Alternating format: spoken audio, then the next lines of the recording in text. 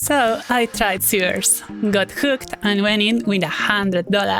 The PvP and PvE gameplay is amazing and I wanted to build a strong team. So I spent 3 to 4 hours digging into the white paper. There's a literal freaking Pokédex in there. It was so much fun. I got a chomp, gong, and hotpots, and I did it for way below the market price. Hotpots would tank, gong would buff and stun enemies when hotpots got hit, and he would also heal him. And in the meantime, chomp would finish them off from distance. It felt like a super solid comp, and very annoying to play against as well. So I started grinding. It was going great, until it wasn't. Well, hello there. I'm a Minatrix, economist by profession, and I'm passionate on studying Web3 frameworks that prioritize long-term sustainability. Morals aside, I'm just not entertained by Ponzi frameworks. That said, after 3 days of playing, I think Zeeverse is the opposite. It has too many protection mechanisms, to the point where they actually discourage you from the main gameplay loop. Let's break it down. V rewards and vesting. You earn V after every PvE fight. Very cool, instant dopamine hit. But there's a 6-month vesting period. That might sound bad, but I actually don't mind it. Why? Because V is used for core gameplay. For example, leveling up as C costs V. This slows down inflation, of course, which is good. If you could extract instantly, V would crash. Strong Cs would become common and the whole economy would lose value. You can also stake V and get crazy APR, but remember, that's in 6 months. Anything could happen by then. Still, this is fair. I'm cool with it. 2. You literally can't play. And no, really, it's not a skill issue. You need energy to play, and you get one every hour, capped at 10. You could buy more, sure, but it's $0.2 per match.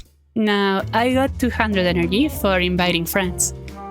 That's what got me hooked. I did burn through them in 4 hours though. I got 2 Cs, which is dope. Once hatched, they are worth $2.5 each at current prices, which is not bad at all. And I was having fun too, right? But you can only hatch 1 egg every 24 hours. Okay, fair enough. Protect supply. It's starting to add up though. 3. Pay to play. Here's where it really gets annoying. If I wanted to keep playing, I would need to buy energy. 200 energy is $44. For what? For a measly $5 return that I'll be able to withdraw in 48 hours. And even after you wait, you can only mint 1 C per day. That's another 24-hour cooldown. I really get that they are trying to protect prices, but it's simply becoming excessive. I mean, I love the team I build, I love the combat, but I need to pay just to play? But surely there's other ways to earn energy, right? 4. Tedious farming. You can earn energy, yes, but only by doing mindless, grindy tasks like fishing, mining, and wood cutting. Don't get me wrong now, I was obsessed with RuneScape as a kid. But in 2025, this just feels like chores. There's also PvP, which is super fun. But to PvP, you need keys, and keys come from PvE as well. After I used my 200 energies, I got 178 keys. If I won every PvP match, I would get about 5 energy with that, or $1 worth. 5. You can't freely trade your Cs. At this point, I thought, screw it. I'll just play less and I'll list my team on OpenSea between sessions. Well, I got bad news for you. If you list a C and transfer it back, you get a 12-hour cooldown where you can't use it. The devs say it's to prevent Cs sharing exploits. But come on, this is a Pokemon-style game. I'm empowered by blockchain by that, and I can't trade freely? The protection measures are simply too much. So let's recap. V earnings have a 6-month vesting period. You could earn by leveling and selling Zs, but in practice, you need to pay to progress. Then, if you just wanna play for fun, it's either a few minutes a day, pay to play, or grind like a bot. Oh, and minting new Zs? You need a premium pass for that, and that's $16 a month, more pay to play.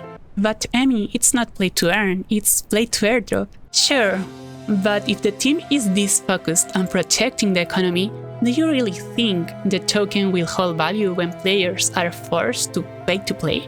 For a reward that unlocks in 6 months? I doubt it.